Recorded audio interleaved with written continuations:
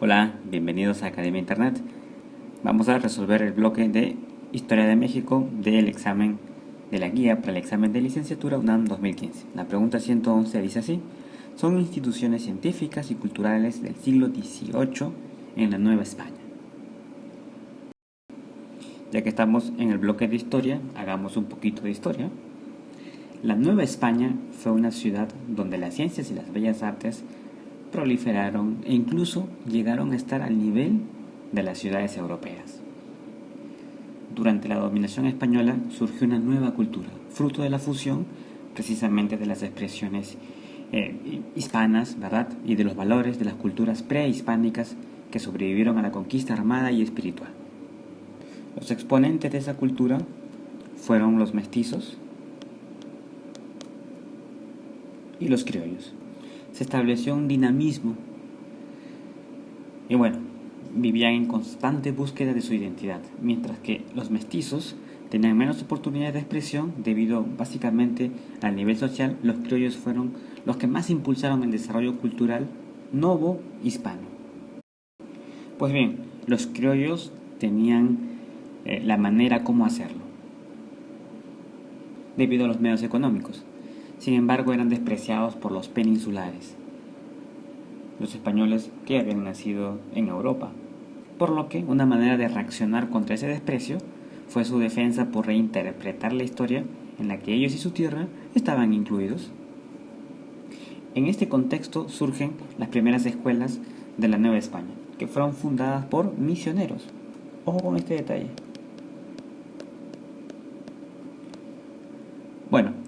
Algunas de ellas fueron el Colegio de Santa Cruz, el Colegio de San Juan de Letrán, el Colegio Mayor de Santa María de Todos los Santos, el Colegio de San Pedro y San Pablo, el Colegio de San Ildefonso. Aquí tenemos el listado. Y en el año 1551, Pontificia Universidad de México. Todas estas instituciones llegaron a tener mucho prestigio. La imprenta, traída en el año 1539, facilitó la tarea educativa. Pero la pregunta aquí se ciñe a instituciones científicas y culturales del siglo XVIII. Aquí estamos hablando del siglo XVI.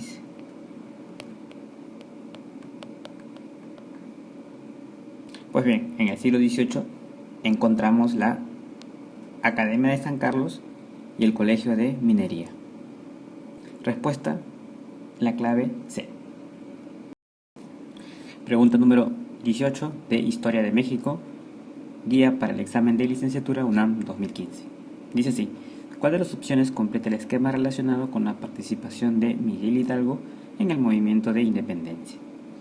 Pues bien, la participación de Miguel Hidalgo se enmarca en un proceso mucho más grande, que es el movimiento de la independencia de la Nueva España, de la cual podemos establecer 4 etapas: inicio, organización, resistencia y consumación.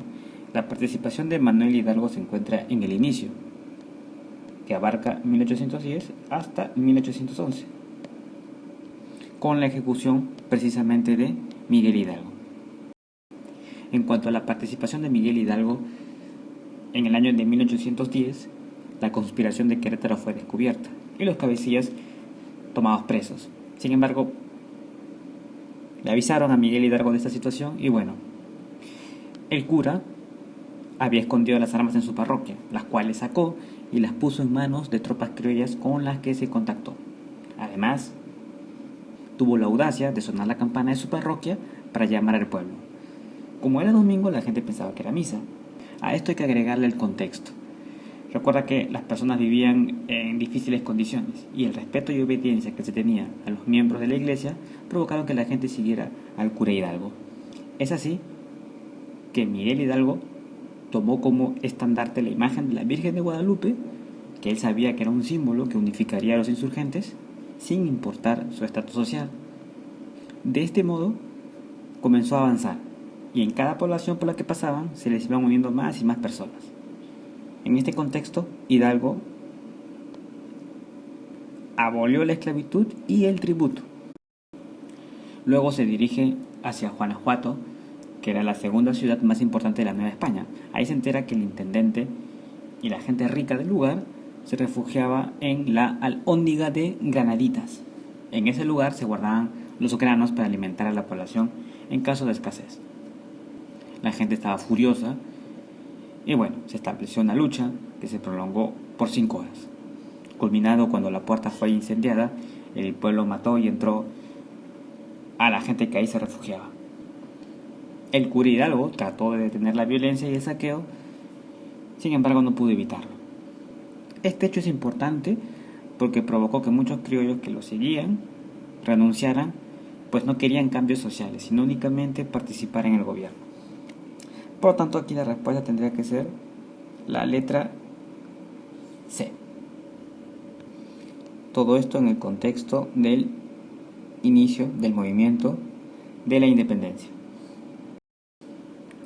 Pregunta número 113, bloque Historia de México, guía del examen para licenciatura UNAM 2015. Dice así: una de las consecuencias de la guerra contra los Estados Unidos de América fue... Aquí diremos que fue la firma del Tratado de Guadalupe Hidalgo. ¿En qué consistía esta firma? México perdía más de la mitad de su territorio.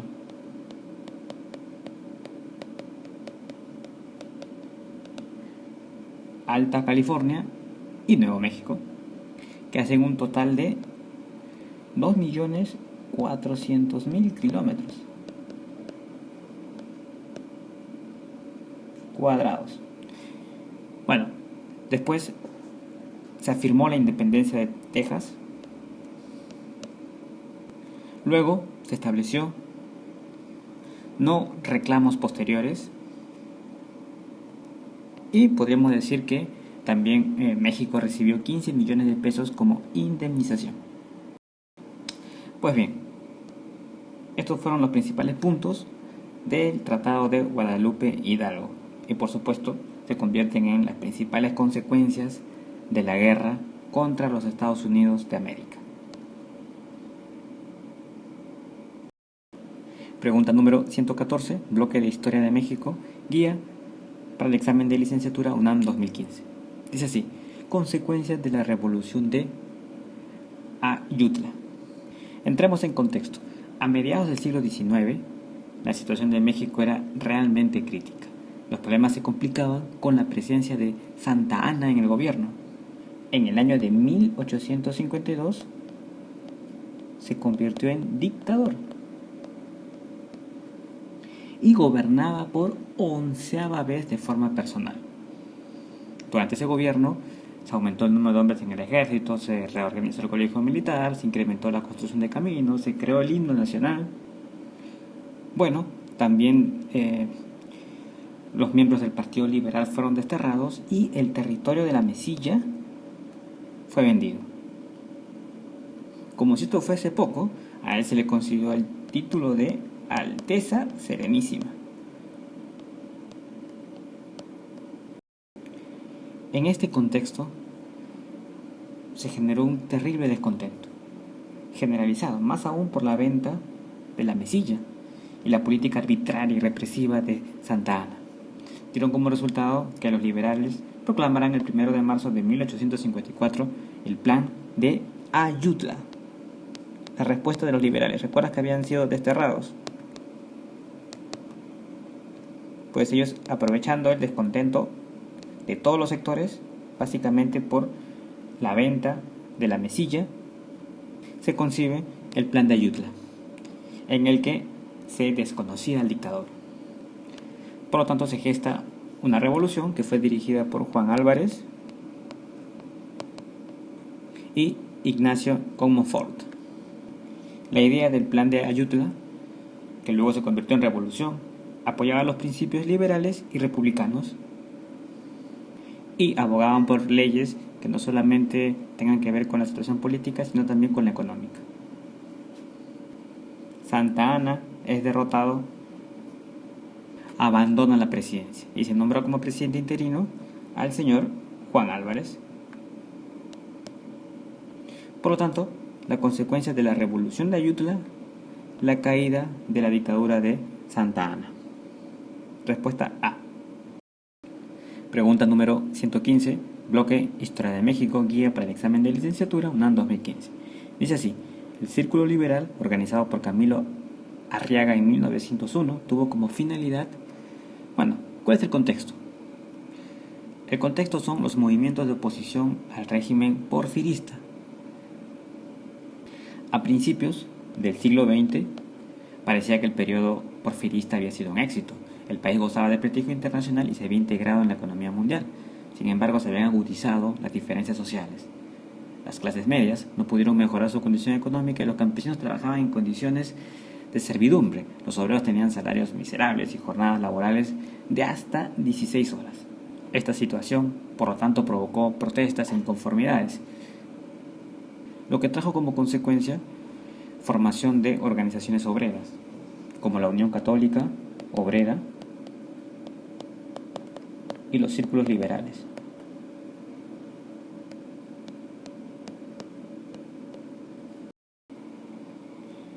Aquí tenemos la Unión Católica Obrera, el Gran Círculo de Obreros Libres y, por supuesto, el Círculo Liberal,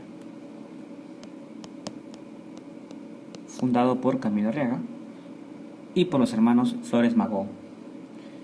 Círculo Liberal,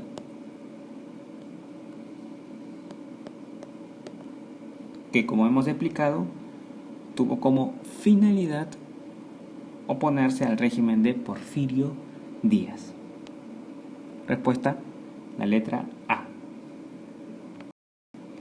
Pregunta número 116, bloque Historia de México, guía para el examen de licenciatura, UNAM 2015. Nos piden relacionar los planes con el contenido que les corresponde. Tenemos aquí el plan de San Luis, el plan de Guadalupe, el plan de Tuxtepec y el plan de Ayala. Bueno, el contenido aquí. Pues bien, plan de San Luis. Contexto: el enfrentamiento entre dos candidatos, Porfirio Díaz y Madero. Cuando Madero fue electo candidato, inició una exitosísima gira por todo el país. La respuesta a esta gira permitió a Díaz argumentar que la campaña de Madero alteraba el orden público, por lo cual lo encarceló en la prisión de San Luis de Potosí.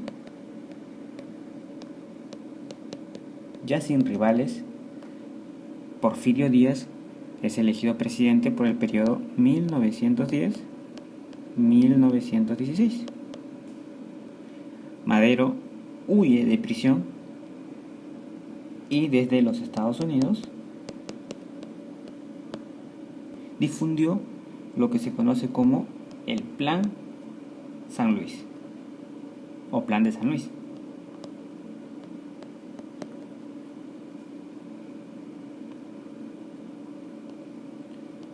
Plan de San Luis. ¿Qué decía el Plan de San Luis? En principio, nulidad de las elecciones. Por lo tanto, se desconoce el gobierno de Porfirio Díaz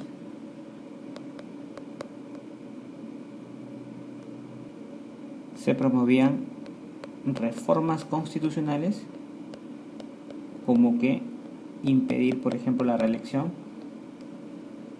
reformas de fondo e inclusive restitución de tierras a los antiguos propietarios, en su mayoría indígenas. Entonces, Plan de San Luis, Francisco Madero llama al levantamiento en contra del gobierno de Porfirio Díaz. En resumidas cuentas, 1 se conecta con la letra D y esa es la única, ¿verdad? Porque las demás dicen A, B y C. Con eso ya se responde. El plan de Guadalupe tiene que ver con que Venustiano Carranza desconoce el gobierno de Victoriano Huerta. El plan de Tuxtepec, la vigencia de la Constitución de 1857 y la no reelección como principio fundamental. Y el plan de Ayala, la expropiación de la tierra al grito de tierra y libertad. Respuesta: la letra D. Pregunta número 117, bloque Historia de México, guía para el examen de licenciatura UNAM 2015. La pregunta dice así: nombre que adoptó el PNR en 1939 al asumir un contenido más democrático y popular.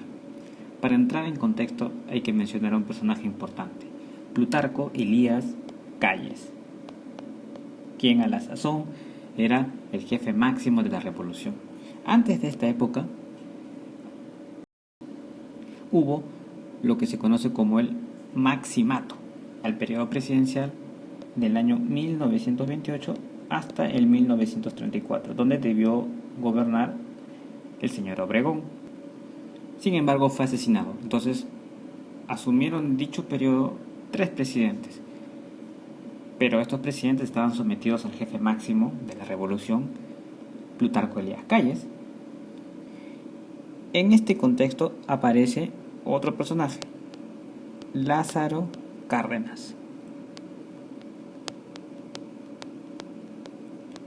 que era un militar muy popular, querido por la gente, y fue escogido por Calles como candidato con la finalidad de que devolviera la credibilidad al gobierno. En un principio, el gobierno de Lázaro Cárdenas siguió las ideas de Plutarco Elías Calles, pero luego hizo cambios radicales, como el reparto de tierras, apoyo a huelgas obreras, inclusive transformación del PNR para crear el Partido de la Revolución Mexicana. Asumió, por lo tanto, un contenido más democrático y popular. Respuesta B. Pregunta número 118, bloque Historia de México, guía para el examen de licenciatura UNAM 2015. Dice así: ante las constantes dificultades de ferrocarriles nacionales, el presidente Lázaro Cárdenas tomó la decisión.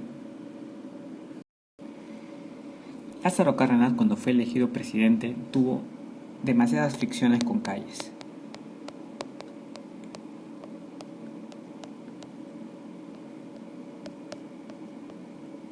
Que culminaron precisamente con la salida del país del jefe máximo de la revolución. En el aspecto agrario, esto es en el aspecto político,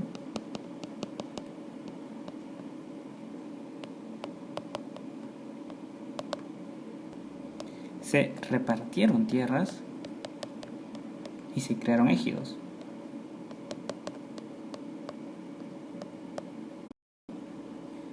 En cuanto a la cuestión obrera, el Estado apoyó los movimientos huelguistas y estos, por supuesto, también apoyaron al presidente.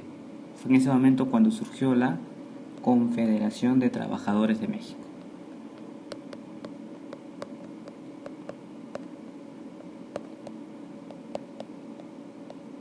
Se tornó el gobierno democrático y popular. Confederación de Trabajadores de México. Bien, aquí me dicen, ante las constantes dificultades de ferrocarriles nacionales, el presidente Cárdenas tomó la decisión de, no podía ser de otra manera, entregar la administración a los trabajadores. Y bueno, también hay que agregar que uno de los aspectos más relevantes del gobierno cardenista fue la expropiación de la industria petrolera, lo cual trajo como consecuencia que los norteamericanos intentaron aplicar una especie de boicot comercial, el cual no tuvo los efectos esperados debido a que empezó la Segunda Guerra Mundial. Respuesta a la letra C para la pregunta 118. Pregunta número 119, bloque Historia de México, guía para el examen de licenciatura UNAM 2015. Dice así: la posición de México ante la Segunda Guerra Mundial fue... Pues bien, aquí hay que decir que la situación económica de México fue consecuencia de la Segunda Guerra Mundial. Dicho acontecimiento impulsó la industria. ¿Por qué? Porque se necesitaba producir mercancías para el abastecimiento de las potencias que participaban en la Gran Guerra. Todo mejoró, las exportaciones se duplicaron, vamos a poner así, por 2, y México tuvo un crecimiento fantástico, como nunca antes. Aunque México era predominantemente agrícola, a partir de ese momento comenzó su industrialización, debido precisamente al contexto de guerra mundial. Para afrontar esos cambios se creó una política de unidad nacional.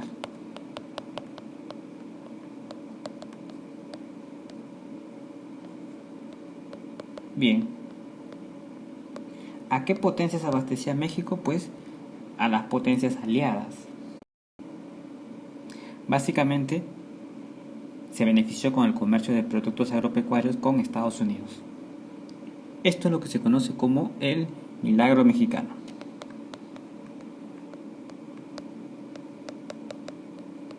Y bueno, si tú le vendes a Estados Unidos, por supuesto que tienes que romper relaciones con el otro bando, lo que se hacen llamar el eje. Eran dos bandos, el eje y los aliados. Pues bien, México abastecía a las potencias aliadas, por lo tanto,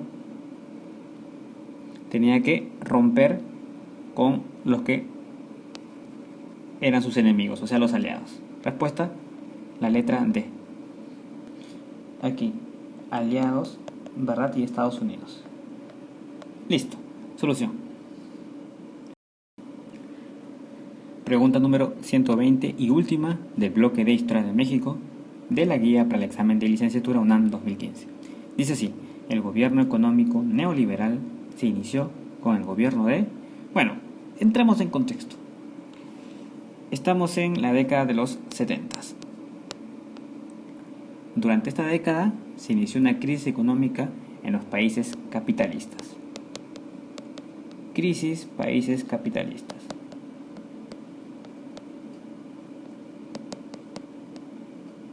Pues bien, ¿cómo reaccionaron ante esta crisis los Estados Unidos, a la cabeza de los países capitalistas? Pues bien, aplicaron en los 80 una política económica conocida como el famoso modelo neoliberal capitalista. ¿De qué se trata esto? Es un conjunto de recetas. Se puede resumir en algunos puntos. Por ejemplo, frenar la inversión del Estado en la economía. También romper barreras proteccionistas. Esto quiere decir abrir las fronteras a la inversión y a la entrada de productos extranjeros. Y por supuesto, limitar el gasto social. En resumidas cuentas, ¿esto qué significa? Significa privatización de la economía.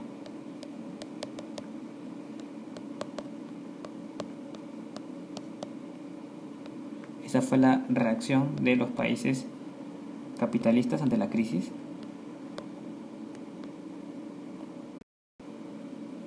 Pues bien, en México dicho modelo se inicia con el gobierno de Miguel de la Madrid. ¿Qué tendría que ser la respuesta?